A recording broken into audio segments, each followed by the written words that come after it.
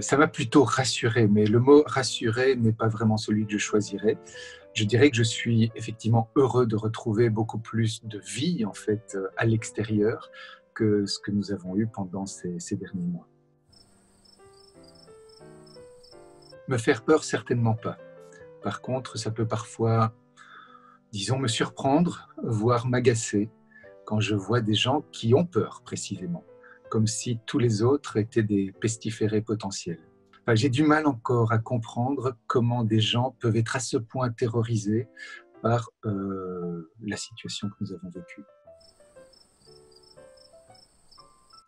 J'en pense que c'est évidemment une bonne chose de chercher ce vaccin.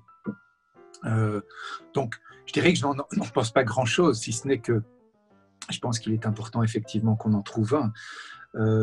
Maintenant, bon, voilà, ça fait partie des choses que nous allons devoir faire, mais il y en a beaucoup d'autres qui me paraissent peut-être encore plus importantes. Moi, je n'ai pas arrêté de sortir pendant le confinement lui-même. Donc, je n'ai pas, de ce point de vue-là, je n'ai pas vu de différence entre le confinement et le déconfinement. J'ai continué à faire mes courses, bien plus. En fait, j'ai organisé pendant toute la période du confinement une plateforme d'entraide solidaire vis-à-vis des personnes les plus, je vais dire, les plus âgées, avec des difficultés pour se déplacer. Et en fait, nous avons pu mobiliser à peu près 5000 personnes en Belgique qui ont pu en fait faire des courses pour autant de milliers de personnes âgées ou handicapées. On a une demande accrue pour mettre en place ce type de gouvernance collaborative dans les entreprises. Donc de ce point de vue-là, je ne peux pas prétendre être plus riche aujourd'hui, mais les perspectives sont belles.